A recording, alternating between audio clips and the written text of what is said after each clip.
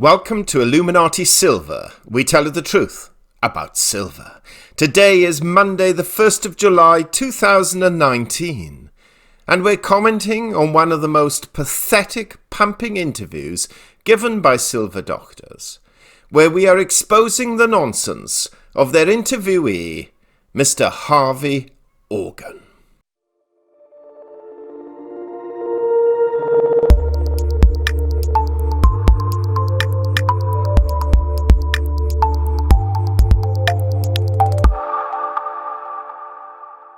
Many of our listeners are aware that one of our objectives is to expose the nonsense that many of the gold and silver pumpers put out there.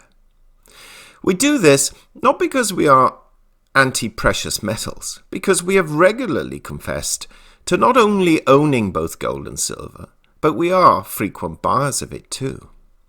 We expose these people because of the misinformation they put out there, sometimes mistakenly.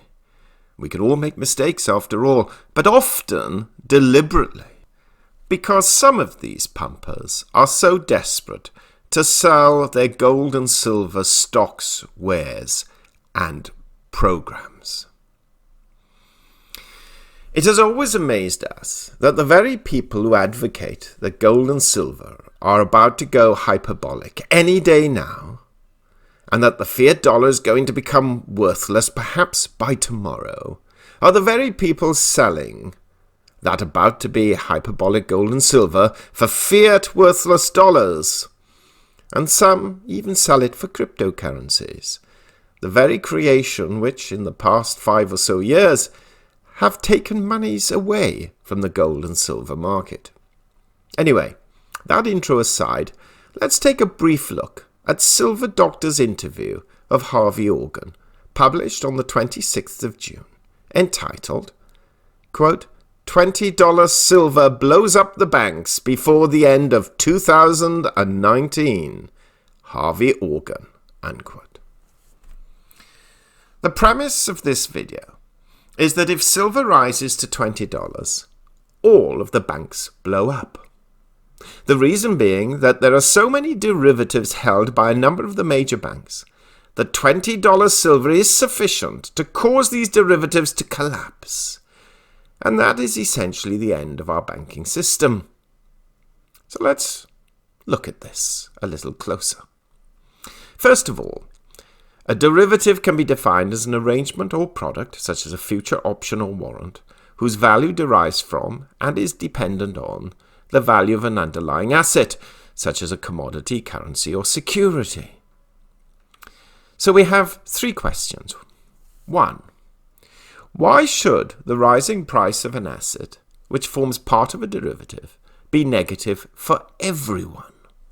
After all, from a speculative point of view, those who buy these derivatives are hoping that the underlying asset price will rise in the future, whereas those who sold that derivative are hoping that they got the best price for now.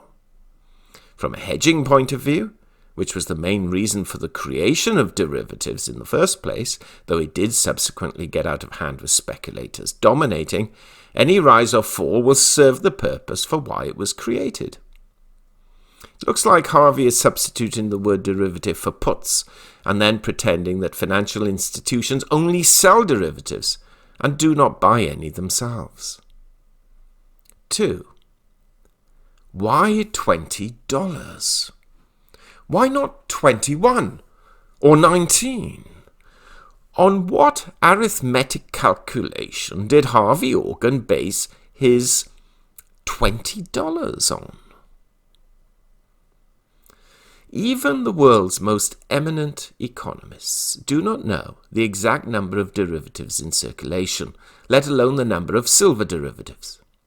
We are fascinated how Harvey, who is no doubt a mathematical and financial expert, otherwise why would silver doctors interview him and not question or push back on any of his statements, as they are clearly in awe of his genius? Yes, we are fascinated on how he has come up with this death pill $20 figure. Perhaps you could tell us, Harvey. 3. Being generous to Harvey, we will assume he is right. $20 is the magic silver pill to end the financial system. So, when silver hit $20.21 on the 11th of August 2016, or $20.71 on the 2nd of August 2016, why did the economic system not collapse then?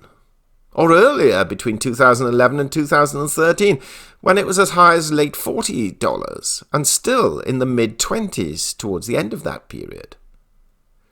Have the quantity of derivatives risen so much in the past 3 years that it is only now that the $20 death knell kicks in?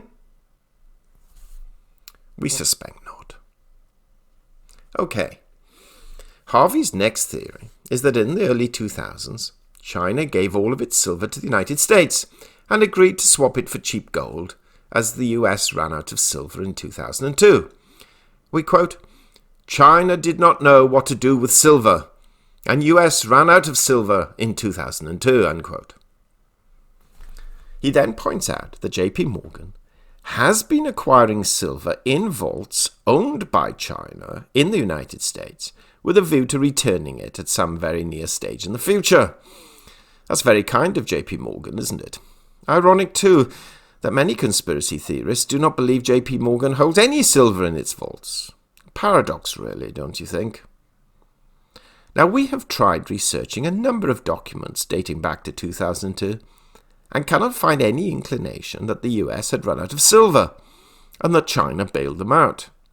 Now, it could have been a subversive operation, but wouldn't you think that if there really was such a silver shortage, the price of silver would have been much higher than the average $4.50 an ounce that the price stood at then?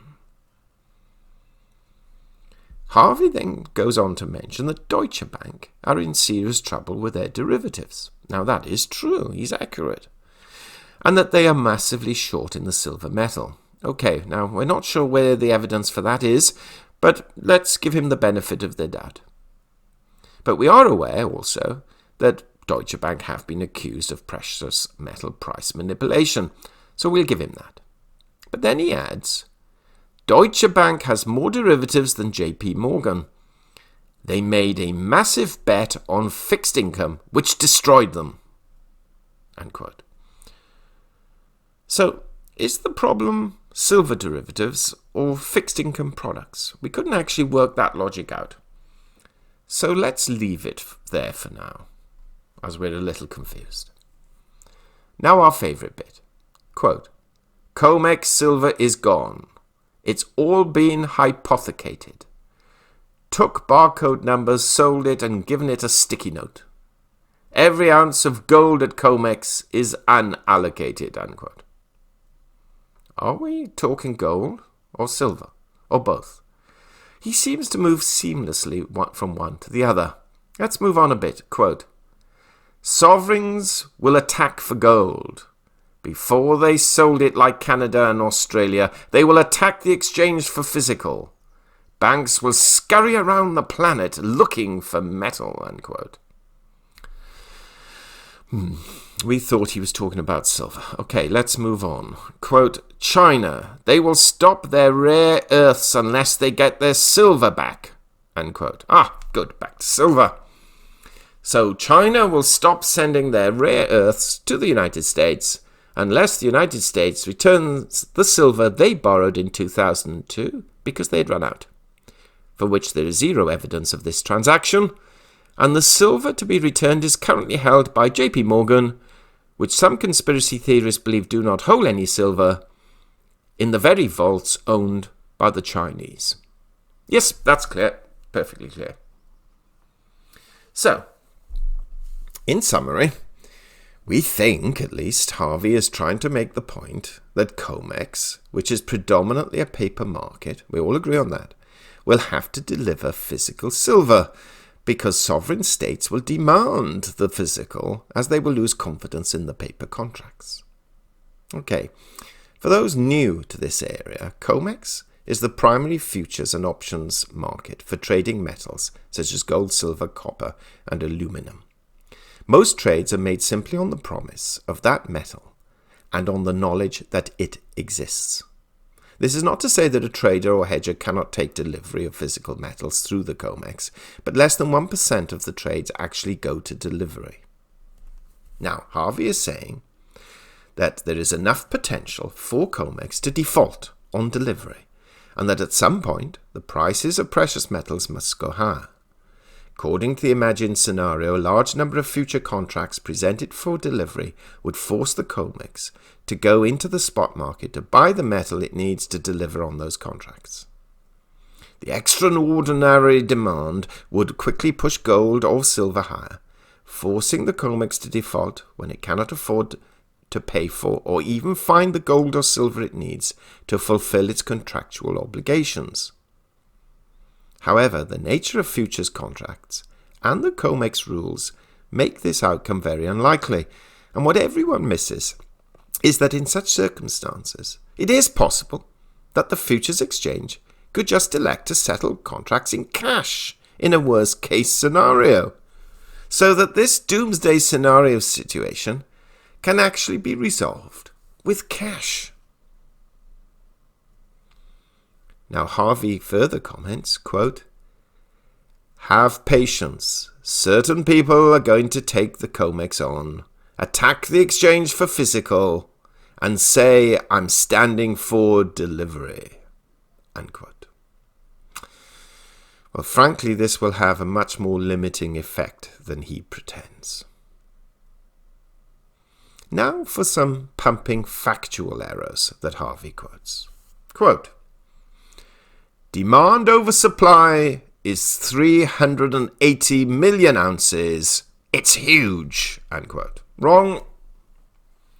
Physical demand over supply in 2018 was 29.2 million ounces, not 380 million.